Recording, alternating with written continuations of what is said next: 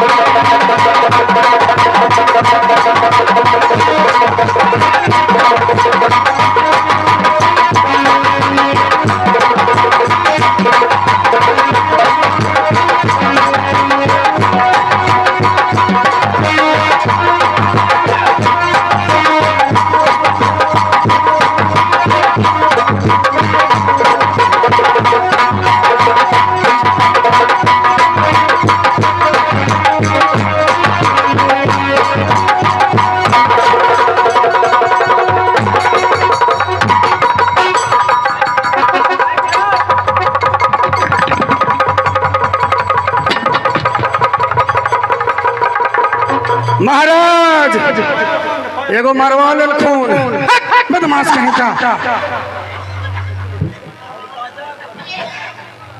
चलो तैयार हो जाओ। जाओ अब तो हर चलो तैयार हो जाओ।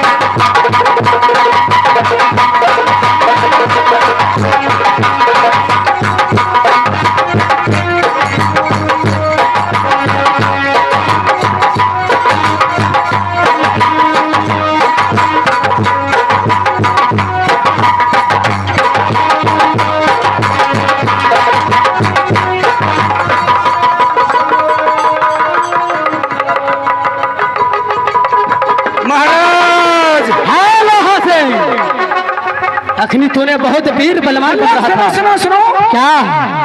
रणभूमि में हार गया हूँ। हाँ तेरा भाई के ये न लड़ाई हो रहा है, ये न सूते न लगला कि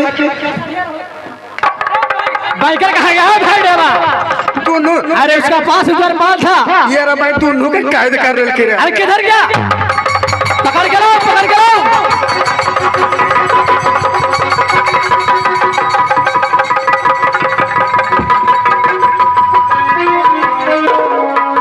इधर आओ इधर स्वागत करेंगे। आओ। अरे तुम ही का गाना, इधर आओ। कौचे ये बताओ कौन है? ये राजा साहब है ना? राजा साहब हैं। हाँ हाँ तुम उनको नौकर हो? नौकर हो ना? हाँ ये आखिर तुम्हें जान मार दूं तो कोई बचाने वाला है? हमारा लड़ा के माने ना तो फिर तुम अपना जान बचाने के लिए चाहता है या नहीं? कोई भी अपन जवान बचावे ला चाहती। मैं जो कहूँगा जो सुनेगा? मैं जो कहूँगा जो सुनेगा? करबे कर पक्का? पक्का तो कच्चा। बहादुर ऐसी समय अभी तूने देखा कि कितना बड़ा बड़ा बर्ताव वाला बात बोला है हासिल में। अब जो मैं बात करूंगा वो करेगा ना? चलो फट्टा उठाओ, दोनों के मारो। फट्टा उठाइए मर जाए। हाँ। वो ने गोस्ता में कपड़ा लता सब खोल ले रखे। चलो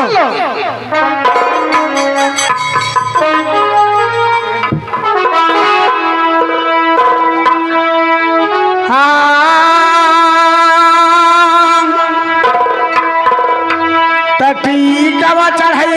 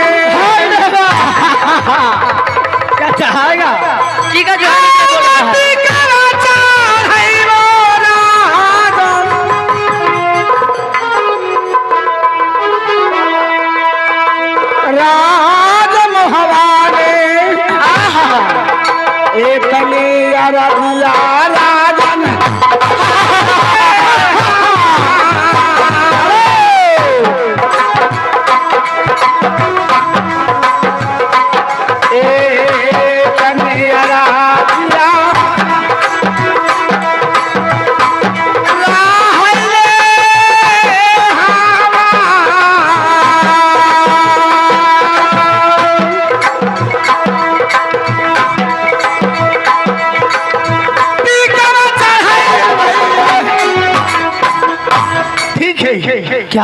हम लोग दोनों भाई कैद में हो चुका हूँ। कैद में हो चुका है? हाँ, अब टीका चढ़ाने के लिए तैयार हूँ। तैयार हो? हाँ, अगर अभी नहीं कहता तो गर्दा उड़ा देते। चलो चलो है भाई देवा। क्या है? अभी हमारा बात सुना है क्या? क्या सुनूंगा? हमने सिर्फ कैद हुआ हूँ ना। हाँ, चलो टीका चढ़ेगा तब पता लगेगा। अरे चलो तुम्हारा। चलो चलो चलो तुम लोग को भी समझ में आ जाएगा कि कैसा है लोहा। अरे मैं देख लूंगा। चलो चलो चलो।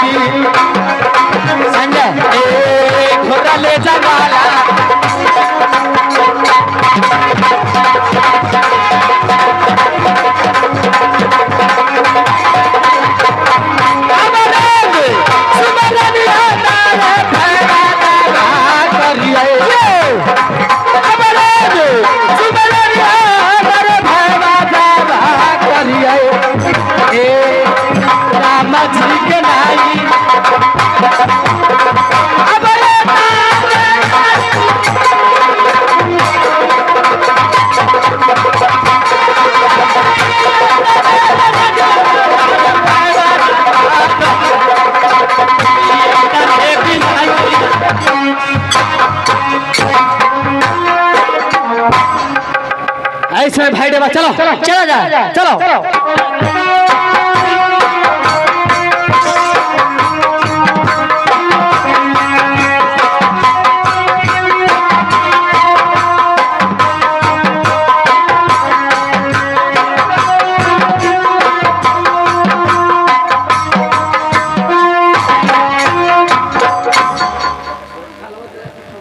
भैया सरदार जी को प्रणाम। भाई सरदार को भैया लखन को प्रणाम। भैया विमल खान को प्रणाम।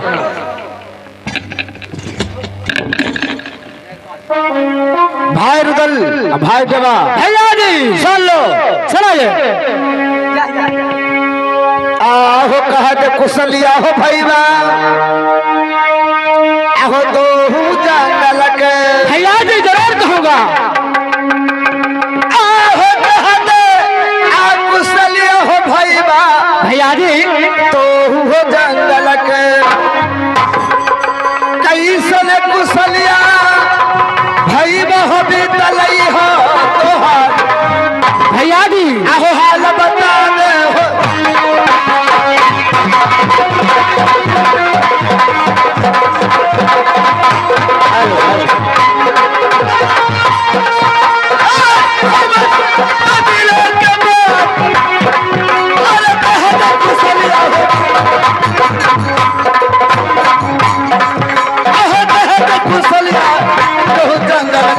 भैया जी आहो दिलवा के बेटा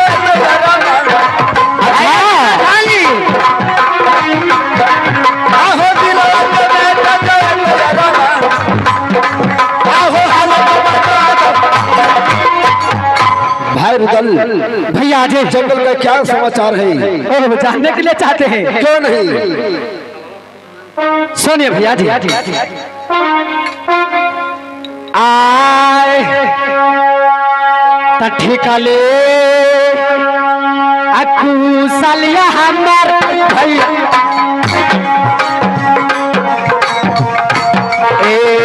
अधिकले कुशलिया हमर ए भैया जी भारगल घोरल जंगलावा के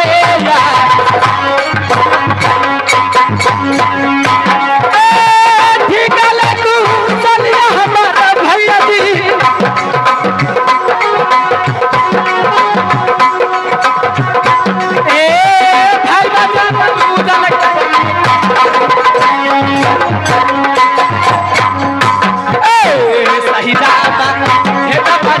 भैया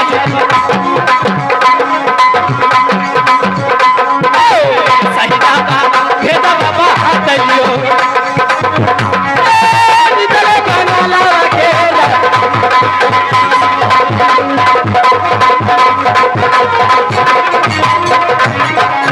भैया बिरबल खान जी भाई रुदल भाई गवा ऐसे में ठीक कुशल हम लोग दोनों भाई का ठीक कुशल खाना जो जंगल का है। ये बताओ भैया जी क्या बात है? एक बात और कहने के लिए चाहता हूँ। क्या बात है? बोलो। सुन लीजिए। सुनाओ। तलो हवा जला लगे भैया जी भाई गवा घोड़ा जी जंगला में आया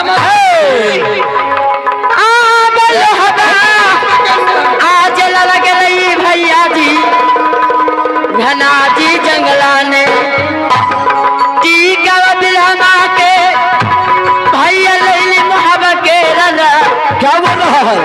आज टीका बिलहमा के भैया लैली मुहब्बा के रला तेगा बजला लगे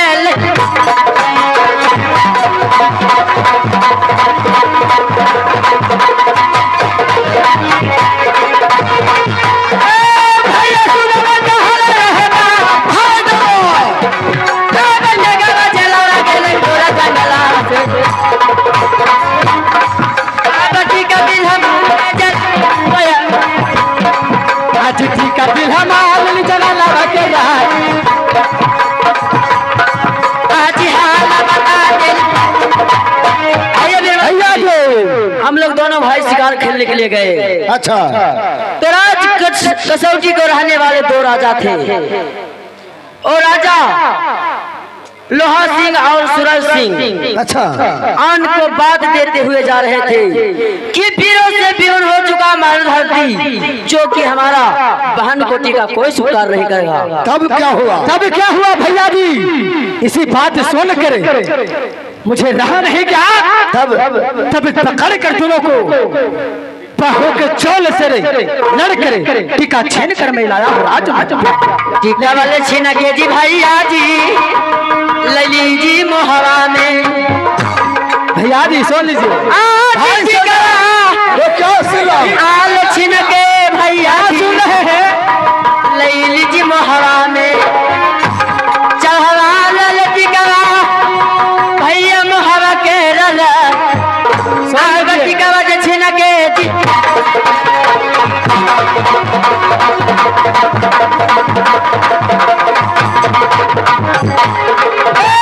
भैया जी सुनाला कहा लले हमार भर दो आज का बोले कुमार आज मोहब्बत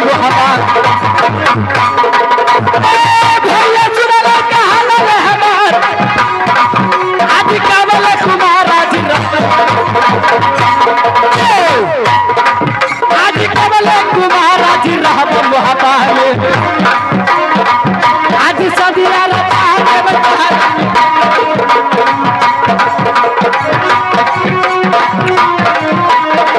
आज सदिया रता देव मोहब्बत के राह आज की आवाज छीन के भैया जी भाई रुदल भाई देवा को बात को सुनिए। हाँ मैं सुन रहा हूँ। अरे क्या कह रहा है जी? तेरे जो बात बोल रहा है भैया जी बोलिए। ये बैठे बैठे आला सरदार मैं सब सुन रहा हूँ। आज सुनना ही होगा भैया जी। राज के सऊदी के रहने वाले हाँ गज राजा के पुत्र लोहा सिंह और सूरज सिंह क्या वहाँ से टीका लाए हो? हाँ भैया जी ये लोग क्या चीज का टीका लाए हो? शादी का लाया हूँ। उनको गजराजा को पुत्र एक कुमार है वही लोहा सिंह और सूरज सिंह आन को बात देते हुए जा रहे थे टीका लेकर, तो हम लोग जोर जबरदस्ती बाहों को जोर से हम लोग टीका छीन कर मोहब्बा में लाया हूँ। सुनो ना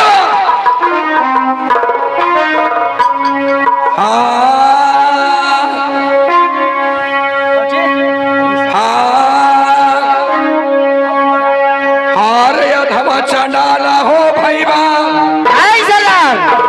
राह हो गज हो राजा ने भैया जी डाला हो भैया राह गज हो राजा ने आरे पारा न पैवी आरे पारा न पैवी आगढ़ का सऊदी गढ़ से हो राज अच्छा पारा न पैवी आरे गढ़ का सऊदी गढ़ से हो राज आरे यादव चंडाला हो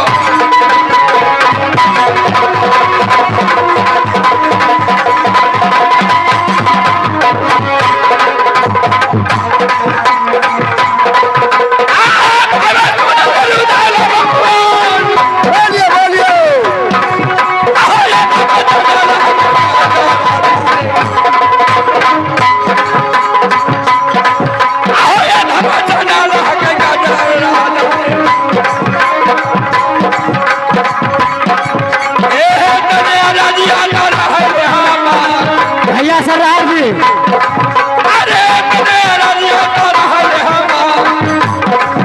अरे पारा नहीं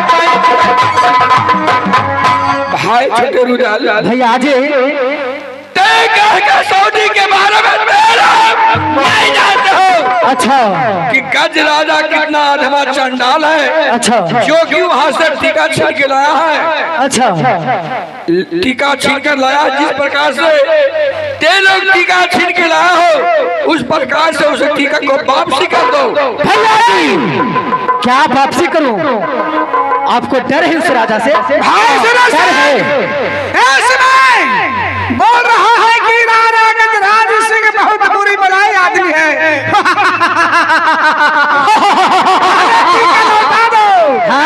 टीका लेकर के सुनो टीका लेकर के हम लोग वापस आ रहे हैं। चलो है नहीं क्या टीका लेकर चल जाइएगा? भैया जी सुनिए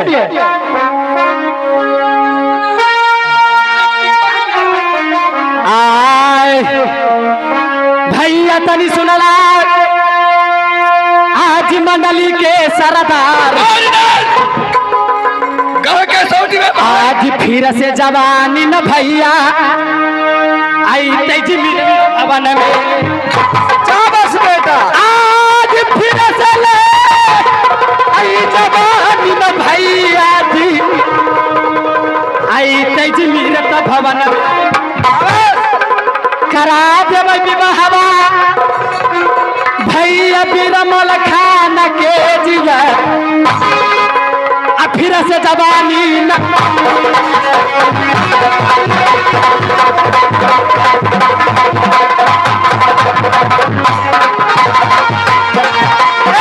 भैया सुनवा आज फिर से जवानी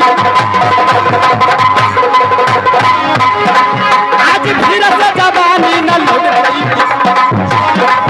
आज कई